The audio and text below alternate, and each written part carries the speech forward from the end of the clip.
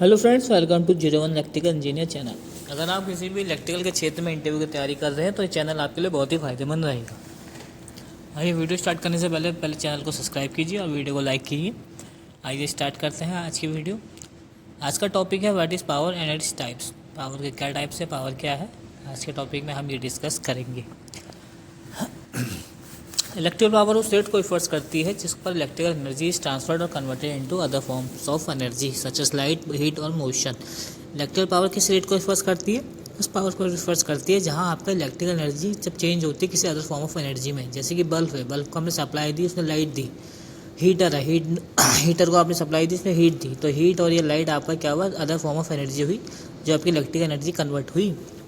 तो आपको electrical power इस रेट को रिफर्स करती है और ये इसे वाट से मापा जाता है। इलेक्ट्रिकल पावर को वाट से मापा जाता है। आइए इसके टाइप्स जानते हैं। पहला है आपका एक्टिव पावर, रियल पावर भी कहते हैं इसे। इसकी डेफिनेशन है the actual power consumed by a circuit to perform useful work such as lighting a bulb और running a motor. Active power क्या होती है? एक्टिव पावर वो पावर होती है आपकी जो सर्किट कंज्यूम करता है किसी भी काम को करने के लिए।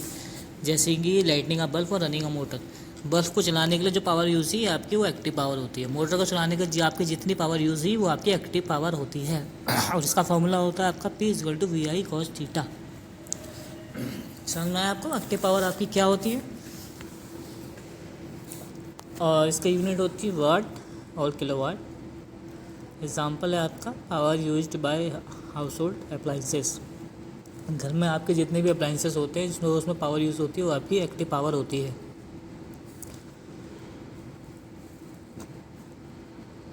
समझ में आपका एक्टिव पावर आपकी कहाँ यूज़ होती है। दूसरा है आपका रिएक्टिव पावर।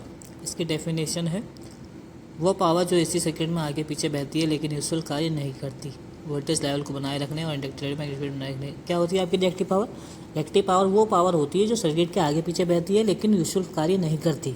तो ये क्या करती है आपकी रिएक्टिव पावर? क्या करती है? तो ये क्या करती है, ये आपकी वोल्टेज लेवल मेंटेन करती है और इंडक्टिव लोड में मैग्नेटिक फील्ड बनाए रखने का काम करती है। रिएक्टिव पावर आपका ये काम करती है, यूजफुल कार्य नहीं करती पर उसको मेंटेन करने के लिए, वोल्टेज लेवल मेंटेन करने के लिए, मैग्नेटिक फील्ड बनाए रखने के लिए काम करती है आपकी रिएक्टिव पावर। इसका फॉर्मूला है आपका Q=VI sin थीटा। इसकी यूनिट है आपका किससे देखते हैं, एम्पियर रिएक्टिव VAR। इसके एग्जांपल है आपका power in transformer and Motors. Transformer कैसे, पावर कैसे?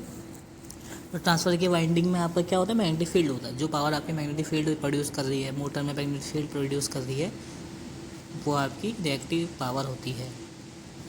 ये आपकी मोटर नहीं चला रही है तो उस पर मैग्नेटिक फील्ड प्रोड्यूस कर रही है, ये आपकी रिएक्टिव पावर होती है। और जो चला रही है मोटर वो आपकी होती है एक्टिव पावर। तीसरा क्या है, अपरेंट पावर। डेफिनेशन क्या है इसका, total power in the AC circuit. तो एसी सर्किट में आपकी जो टोटल पावर है, दोनों कॉम्बिनेशन आपकी एक्टिव और रिएक्टिव, दोनों एक्टिव और रिएक्टिव का दोनों का कॉम्बिनेशन को आप क्या कहते हैं, अपरेंट पावर। इसका फॉर्मूला है आपका S=V×I। समझ में आपका अपरेंट पावर किसे कहते हैं? दोनों के कॉम्बिनेशन को आपका अपरेंट पावर कहते हैं, एक्टिव और रिएक्टिव दोनों पावर को। इसकी यूनिट है आपकी वोल्ट एम्पियर VA और kilo volt ampere KVA। Example है the rating of transformers and generator. इनकी रेटिंग KVA में क्यों होती है? क्योंकि टोटल पावर होती है आपकी दोनों की, रिएक्टिव और एक्टिव दोनों पावर होती है इसमें।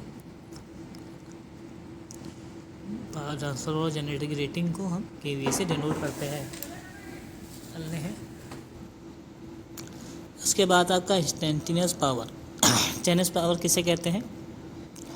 ऐसी पावर जो किसी भी समय में दी गई हो उसको इंस्टेंटेनियस पावर कहते हैं। समझ में आया आपको? कोई भी किसी भी समय में आप जो पावर देंगे वो आपको इंस्टेंटेनियस पावर कहते हैं। इसका formula V×I, voltage and current in as time dependent.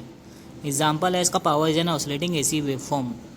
तो ऑसिलेटिंग वेव फॉर्म में जो पावर होती है आपकी इंस्टेंटेनियस पावर होती है, तो इसको इंस्टेंटेनियस पावर कहते हैं। उसके बाद आपका पीक पावर। इसकी definition maximum instantaneous power that can device handle.